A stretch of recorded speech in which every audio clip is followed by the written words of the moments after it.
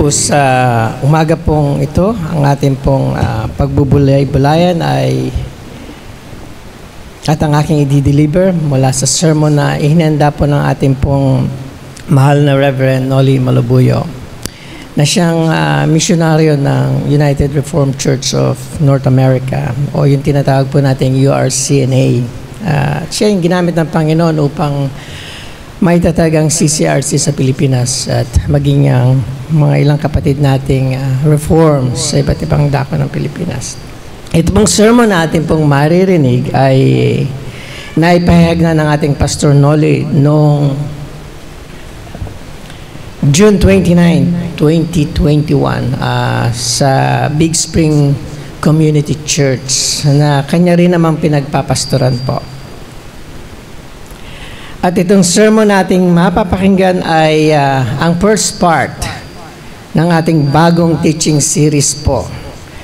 At ang pagbubulay-bulayan natin ay mula po sa Book of Romans. Ito pong binubuo ng 21-part sermon series. So medyo mahaba-haba po itong ating pag-aaralan. And in between, meron po tayong mga visiting pastors. So most likely, next year po natin matatapos ang series na ito. So, bago po tayo magsimula sa ating pag-aaral ng salita ng Diyos, let us once again come to the Lord in prayer for help. Let us pray.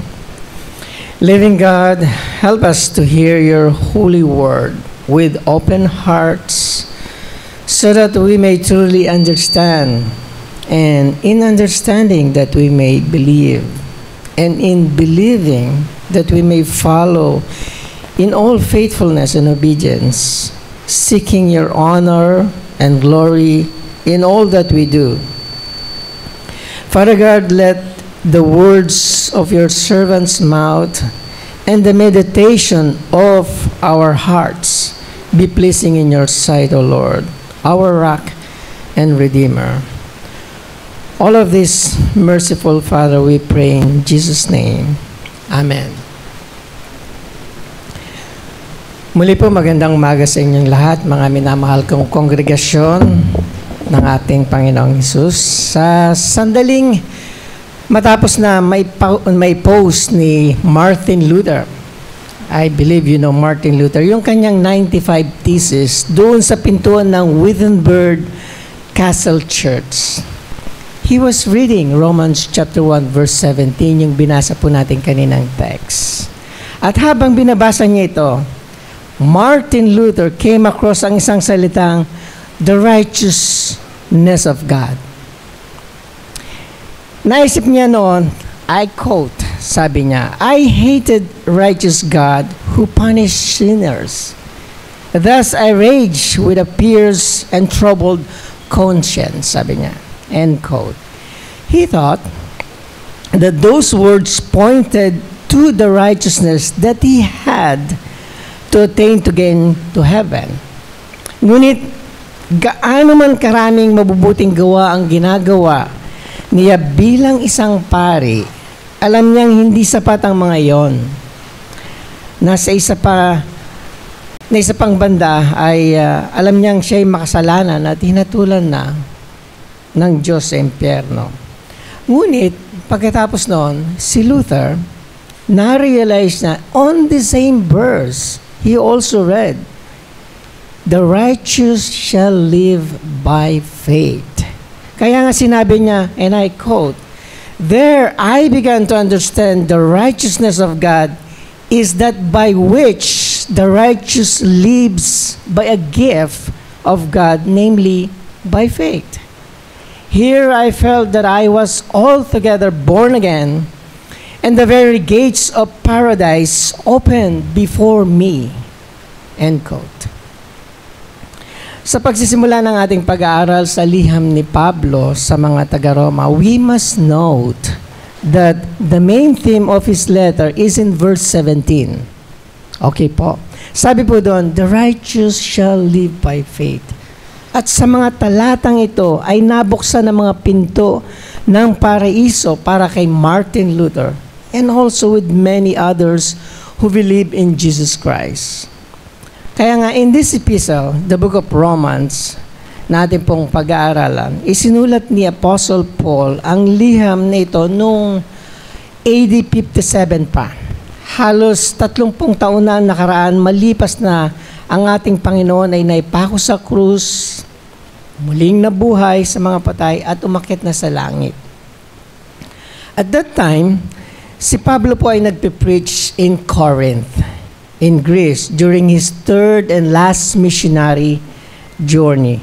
At mula sa Corinth, pabalik na siya sa Jerusalem upang ihatid yung mga collections or mga offering na natipon niya from mostly galing sa mga Gentiles Christian churches. In his journey going back to Jews churches sa Jerusalem. Mula doon, ang kanyang layunin ay bisitahin yung Rome o yung Roma. At pagkatapos nun, magtungo rin din siya sa Espanya. Mababasa po natin yan sa Romans chapter 15. Later on, pag-aaralan natin, verse 22 to 29. But, little that he know, that yung kanyang pagbisita sa Rome ay bilang isang bilangguna.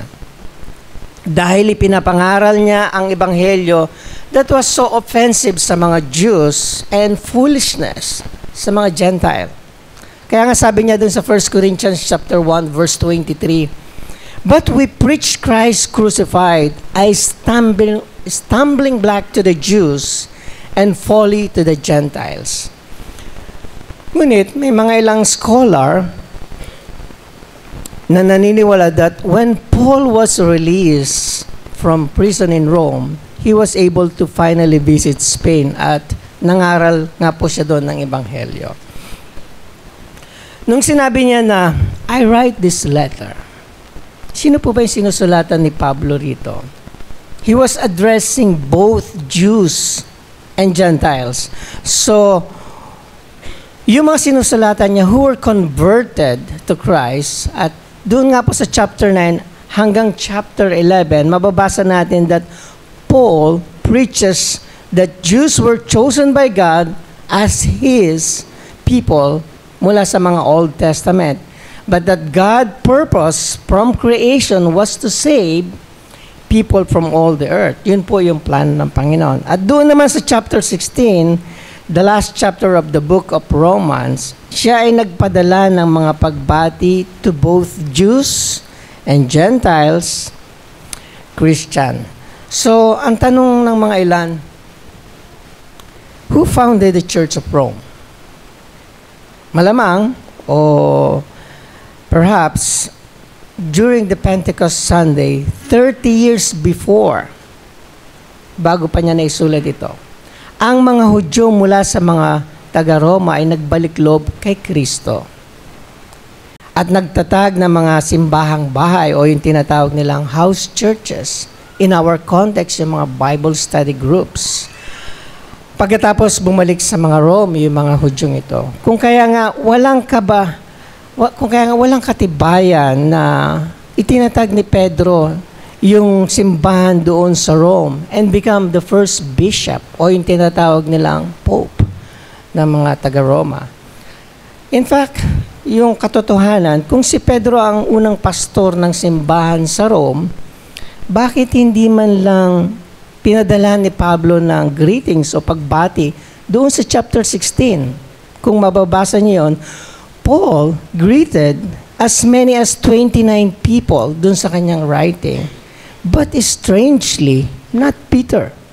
Hindi niya doon binati si Peter, who was supposed to be the bishop or pope ng Rome, as per the teaching ng Roman Catholic. So in this letter, Paul addresses yung tension between the Jews and the Gentiles believers doon po sa Roma.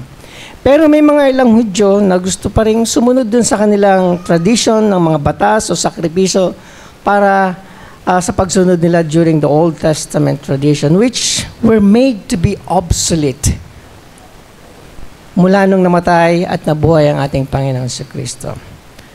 Ngunit nung AD 49 naman, pinatalsik ni Emperor Claudius ang mga Jews mula sa Rome. Expelled sila dahil sa kaguluhang sa isang kalalakihan na nagngangalang Chrestus ang tawag nila. Maliwanag na si Kristo ang tinutukoy nila dito.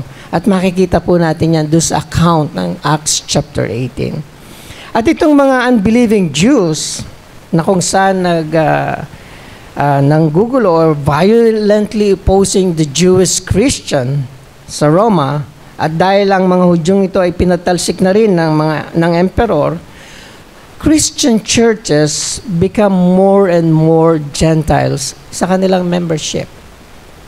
Ngunit kalaunan naman, ang mga Hudyo ay nagsimulang manumbalik dun sa Rome at pagkatapos lamang ng mga ilang taon ay nag-result ito ng more even or equal Jews and Gentiles church membership in Rome.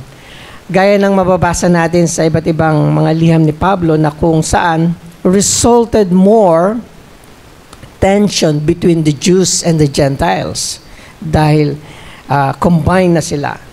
So, kung atin pong tatanungin, ano nga po ba ang main theme ng Book of Romans? Makikita natin ang ilan sa mga ito, including yung doctrine of salvation, justification by faith alone, in Christ alone. The churches is made up of both Jews and Gentiles together. At yung the gospel of Christ. Itong last theme na ito, the gospel of Christ, is the purpose of our meditation sa umaga pong ito. Which, meron po tayong 3 headings na pag-aaralan. Una po, the gospel is Christ. Pangalawa, the gospel is our motivation. At pangatlo, the gospel is powerful. Para po sa ating unang point o sermon point, the gospel is Christ. Noong 2009, nagkaroon ng survey conducted by the White Horse Inn during an evangelism or music event at 35% lamang agreed that the gospel is the life, the death, and resurrection of Jesus Christ our Lord. So yung remaining 65% did not agree with the survey about the gospel. At itong si B.B. Warfield, a Presbyterian pastor and theologian, once said, and I quote, "It is corrupt form of Christianity itself which menace from time to time the life of Christianity. Because a pure gospel is worth preserving, and is not only worth preserving, but logical, not only for gospel or saving gospel. The gospel with man-made addition, no less than those who subtract from it God-given elements. A different kind of gospel which essentially no gospel at all." End quote. Kung ganon, what then is the pure gospel? Yung nabanggit ni B.B. Warfield. Nang ipinakilala ni Pablo ang kanyang sarili dun sa introduction sa mga mananampalataya ng Rome, tinawag niya ang kanyang sarili, ano po yan? A servant of Christ Jesus. Or yung ibang translation, a slave of Christ Jesus. Called to be an apostle, set apart for the gospel of God. Mababasa po natin yan sa Romans chapter 1 verse 1. Hindi tulad ng maraming pastor o yung so-called reverend sa kasalukuyan, Paul considered himself humble, lowly servant or slave ng ating Panginoong Jesucristo. Kung si Pablo nga na itinuturing na pinaka super apostle o ng apostle na kung saan tinatawag nilang bilang pinakamababa o pinakamababang naglilingkod kay Kristo, tayo din. We must call ourselves the same. A servant, a slave ng ating Panginoong Hesus. Kung tayo man ay naglilingkod bilang mga pastor o bilang pastor, bilang elder or deacon, Bible teacher, Sunday school teacher, o board member ka man ng isang church, you are a slave of Jesus Christ. Si Pablo ay tinawag ng Panginoon mismo, hindi ng sino mang tao o anumang organisasyon, to be the apostle of the Gentiles, o Apostle of Christ, on the road to Damascus. Doon po siya tinawag. And Christ set him apart mula sa ibang tao to preach the gospel of God or the gospel of Christ. Makikita niyo po yan sa Romans 15 verse 9. So, si Pablo po used to be a Pharisee. Ang Pharisee is an enemy of Jesus during his time. At silang mga Pariseo, kung tawagin ang meaning din po ni set apart. Kaya nga, pagtapos ng kanyang conversion, Paul was set apart by Jesus Christ for the gospel as an apostle. After he was set apart, ganun din bilang mga Pariseo. So, this gospel was promised, o itong ebanghelyo ay pinangako in all the scripture, both in Old Testament as well as in the New Testament. Makikita natin yung unang pagpapahayag ng gospel as early as in the Garden of Eden. When God condemns Satan, the serpent, doon sa Genesis chapter 3 verse 15, at ang sabi po doon ng Panginoon, I will put enmity between you and the women, and between your offspring and her offspring. He shall bruise your head, and you shall bruise his heel. Sa Genesis pa lang, makikita na natin ang propesiya ng Panginoon na dahil sa panlilinlang ni Satanas, kina Adan at Eva, the son of the woman will crush his head. Kahit na parang sa umpisa tila na-conquer na ni Satanas ang anak ng babae. But when Christ, the son of woman, died on the cross and rose from the dead, Satan was crushed. Paul says that Christ was declared to be the Son of God in the power of the Spirit when He rose from the grave and reigned as the Son of David forever. Kaya dito po sa ating prologue, dun sa verse 1 to 7, na ang panimulang pag-aaral in the book of Romans, Paul declares that Christ is both fully human and fully divine. Or yung tinatawag natin, declaration, the old confession, truly man, truly God. Christ Jesus was a descendant of King David. Sa makatuwid, He is the rightful heir ng trono ni David as a human being. Ngunit ipinahayag din siya sa buong mundo bilang the Son of God. A divine title that also refers to the divine Messiah o yung tinatawag nating the Christ. Ngunit hindi ito naman nangangahulugan na siya ay naging anak lamang ng Diyos nang siya ay bumangon mula sa patay, because ang ating Panginoong Hesukristo mismo is the eternal Son of God. Ano pong ibig sabihin nun? He was the Son of God from eternity past to eternity future. He was never not the Son of God. Ang muling pagkabuhay po ng ating Panginoong Hesukristo ay saksi lamang ng kanyang pagka-Diyos. At ang kanyang perpektong kabanalan at nagpapatunay din ng kanyang banal na katangian. Dahil ang Diyos ay ganap na banal po. Kung kaya nga doon sa 1 Corinthians chapter 15 verses 1 to 4, Paul directly defines the gospel, ang kahulugan mismo ng ebanghelyo. Sabi ni Paul doon, now, I remind you, brothers, of the gospel I preached to you, which you receive, in which you stand, and by which you are being saved, if you hold fast to the word I preached to you, unless you believe in vain. At sabi niya doon sa verse 3, for I declare to you as of first importance, what I also received, that Christ died for our sins in accordance with the Scripture, that He was buried, and He was raised on the third day in accordance with the Scripture. That is the gospel. Tandaan po natin na ang gospel ay hindi pagbabago sa atin ng Diyos o paggawa ng desisyon para kay Jesus o yung tinatawag nating pamumuhay para sa Diyos. The gospel is the life, death, and resurrection of our Lord Jesus Christ. Ulitin ko po. The gospel is the life, death, and resurrection of our Lord Jesus Christ. So kung ang gospel po ay buhay, pagkamatay at muling pagkabuhay ng ating Panginoong Jesucristo, paano po ito makakatulong sa ating pananampalataya? How? That leads us to our second point. The gospel is our motivation. So, ano ang dapat natin gawin after we believe in the gospel of Christ?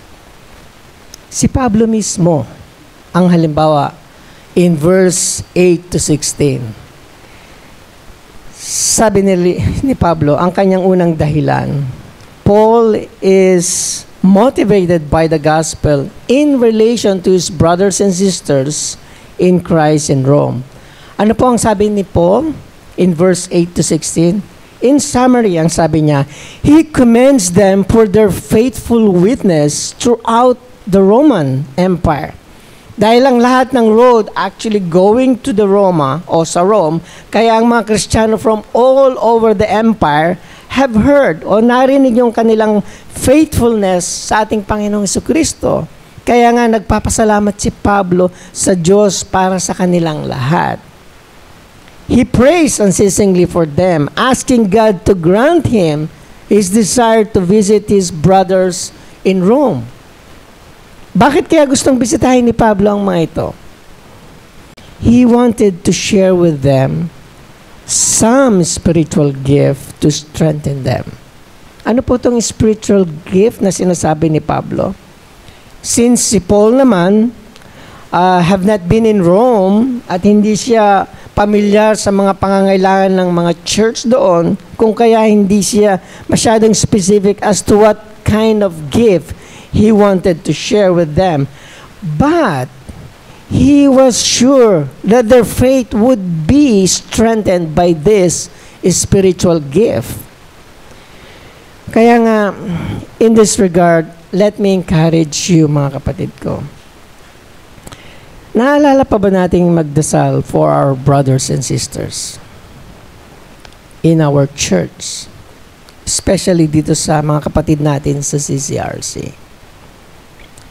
Napakarami sa atin ang may mga may problema sa kalusugan, sa financial, maging emotional, at marami pa pong ibang problema. Kaya nga, ang panalangin para sa lahat ay mahalaga po. Hindi lamang tayo dapat nagdarasal para sa isa't isa, dapat din nating ipaalam sa kanila na tayo ay nagdarasal para po sa kanila. But most of all, we must pray that each of one of us will be strengthened in the faith of God by His Word and the Holy Spirit. Sa ganitong paraan po, God will keep us in the faith. So, yung desire po ni Pablo na pumunta siya sa Rome at sinabi niya, so that we may be mutually engaged or encouraged by each other's faith. Mababasa po natin yan sa verse 12 ng Romans 1. Ganon din, sinabi niya dun sa 1 Thessalonians chapter 5, verse 11, kapareho ng tema. Therefore, encourage one another and build one another up just as you are doing. Kaya nga po yung encouraging and building up one another is so dear sa puso po ni Apostol Pablo. Kung kaya nga maging sa chapter 14 ng Romans, nirebuke niya po yung mga judgmental na tao doon on the basis whether they abstain from certain food and in honoring or not honoring yung holy days. Kaya pinagsabihan sila ni Pablo. Sinabi niya doon sa Romans chapter 14 verse 10, why do you pass judgment on your brothers? Or Why do you despise your brothers? For we will stand before the judgment of seat of God. Kaya nga mga Kristiyano sa Corinth also had the same problem. In fact, mas masahol pa sa Roma yung kanilang problema. Kaya sumulat din si Pablo sa kanila at sinasabi sa kanila dun sa 2 Corinthians chapter 1, verse 20, sabi dun ni Paul, "For I fear that perhaps when I come to you, I may find you not as I wish, and that you may find me not as you wish, that perhaps there may be quarreling, jealousy, anger, hostility, slander, gossip, conceit, and disorder." Ganun ni-rebuke ni Pablo yung mga taga-Corinthians. Kaya dapat natin iwasan ang mga bagay na ito that belittle o yung manliit, and to put down and take apart yung mga brothers and sisters po natin in Christ. Kaya mga kapatid ko, pray for one another. Encourage one another and build up one another up. At yung pangalawang reason po ni Paul, why Paul is motivated by the gospel. Sabi niya sa Romans chapter 1 verse 13, "I do not want you to be unaware, brothers, that I have often intended to come to you, but thus far have been prevented, in order that I may reap some harvest among you as well as among the rest of the Gentiles."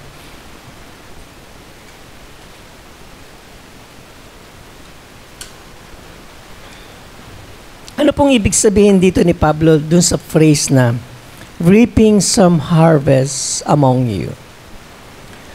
Paul is referring to strengthening the faith of the Christian through the preaching of the gospel.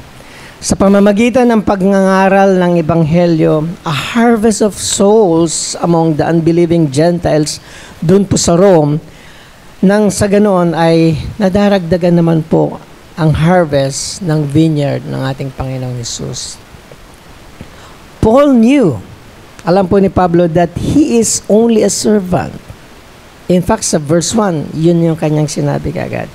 A slave working in Christ's harvest field.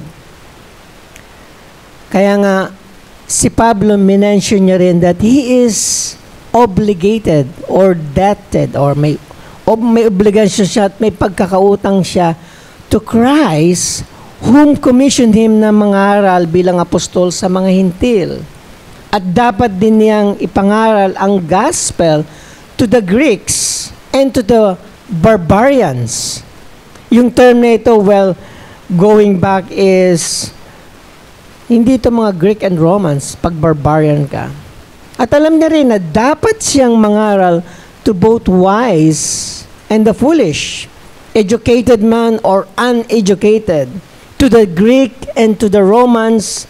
Itong dalawang mundong ito na kung saan na-divide into two. To themselves who is civilized and wise, at the rest of the humanity. Sa madaling salita po, Paul is motivated to preach the gospel to all the saints or to all the nations, including yung Spain na balak niyang puntahan o yung goal niya na bisitahin mula sa Rome. Sa dalawang sermon point po nating tinalakay, uno po yung the gospel is Christ Himself, at yung pangalawa na pinag-usapan natin, the gospel motivates, at ang huli po nating sermon point na pagbubulay-bulayan, the gospel is powerful. Gaya po ng nabanggit ko kanina nung simula sa sermon, yung verse 16 at verse 17 are the two most important verses in the scripture. Paul declares in verse 16 with boldness and confidence, sabi niya sa verse 16, "For I am not ashamed of the gospel, for it is the power of God for salvation to everyone who believe, to the Jews first, and also to the Greek." Yung the original Greek word na power, tinatawag po dunamis, from which we get yung English word na dynamite. Dynamite has the power to destroy. Alam po natin yan. In a negative sense, the gospel of Christ has the power to destroy sin, Satan, and death. In a positive sense naman, kanina on the negative sense, yung gospel has the power to destroy sin, Satan, and death. On a positive side naman, the gospel is the dynamic and active power of God sa buhay po ng mga mananampalataya. Samantalang yung verse 17 naman ay tinuturo sa atin ang main theme ng Romans na kung saan Paul quotes yung Habakkuk chapter 2 verse 4. Sabi dun sa Habakkuk, "Behold, his soul is puffed off. It is not upright within him, but the righteous shall live by his faith." Dito makikita po natin na kahit sa lumang tipan pa o dun sa Old Testament, salvation is by faith. By faith alone, in Christ alone. Faith is not objectless. The Old Testament faithful look forward dun po sa kanilang Messiah, which is Jesus Christ. Kaya nga naisulat ni Pablo dun sa Romans 4 chapter 3, sabi niya daw, Abraham believed God, and it was counted to him as righteousness. He believed God promised that his seed or his descendant will be the Messiah, the Christ.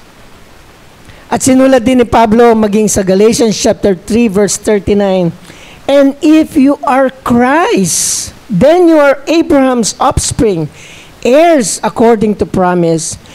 You who have faith in Christ are the true Israelites, Abraham's children." Kaya naman, si Abraham looked forward to the heavenly city that was designed and founded by God. Mababasa po natin yan dun sa Hebrews chapter 11 verse 10. Our Protestant religion is the only religion in the world that teaches that no one can be saved by doing good works.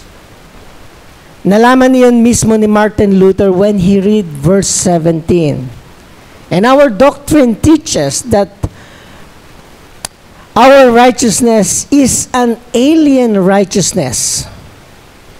It is outside of us because we can never attain it. For God gave us the perfect righteousness of Christ by faith. So, si Pablo, ang tinuturo niya po, the true gospel sa kanyang mga epistle. Kagaya po, for example, dun sa 2 Corinthians chapter 5, verse 21, we read, "For our sake, we made him to be sin who knew no sin, so that in him we might become the righteousness of God." Christ became sin for us when he bore all our sins doon po sa krus ng Kalbaryo. And in Philippians chapter 3 verse 9, Paul exhort us at sinabi po niya doon, "And be found in him, not having a righteousness of our own that comes from the law, but which comes through faith in Christ, the righteousness from God that depends on faith." And then, those who believe and trust in him live out their faith in their lives. Good works necessarily follow faith in Christ because the Holy Spirit indwells his being.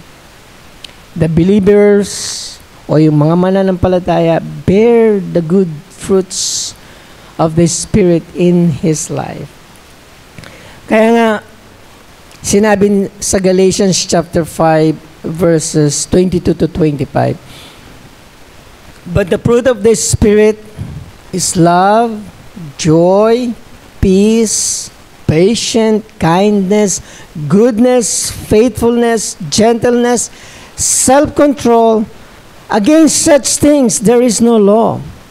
And those who belong to Christ Jesus have crucified the flesh with its passion and desire. If we live by the Spirit, let us all keep in step with the Spirit. And how does a person believe in Christ naman? Paanong naniniwala o nananampalataya ang isang tao kay Kristo? Ito ay sa pamamagitan ng pangangaral ng Ebanghelyo. In Romans chapter 10, si Pablo po, kinote niya yung Isaiah chapter 52 verse 7. Sinabi niya doon, "How beautiful upon the mountain are the feet of him who bring good news, who publishes peace, who brings good news of happiness, who publishes salvation, who says to Zion, your God reigns."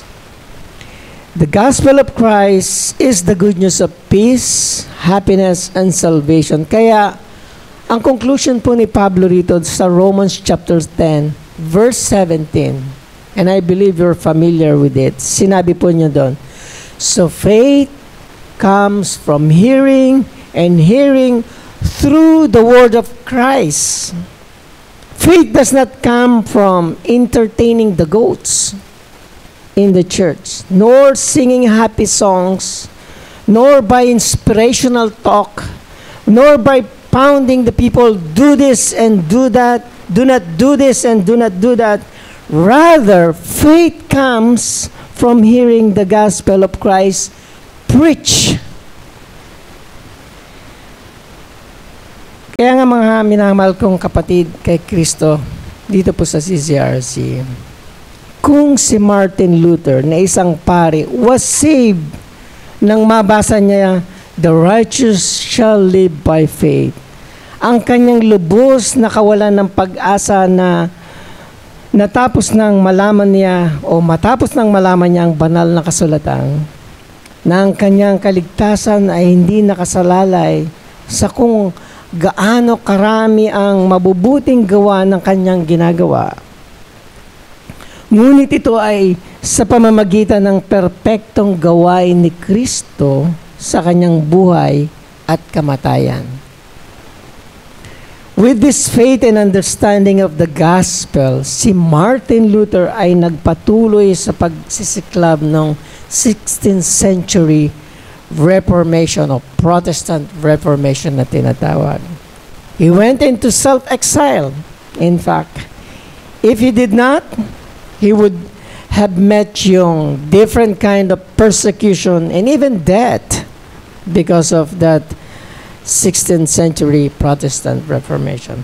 He lived the rest of his life bearing the good fruits of the Spirit because he was motivated by the gospel of Christ and its power to save,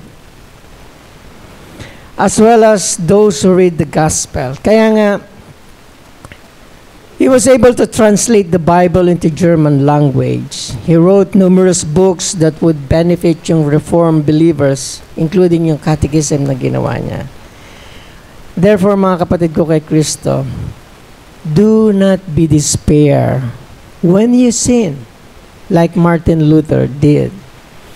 The gospel has the power to save from sin. And it has the power to transform ang ating mga buhay because the Holy Spirit motivates us, you and me, to live godly and righteous lives. Dahil the righteous shall live by faith. O Lord, we thank you for your word, the story of your grace. Amen.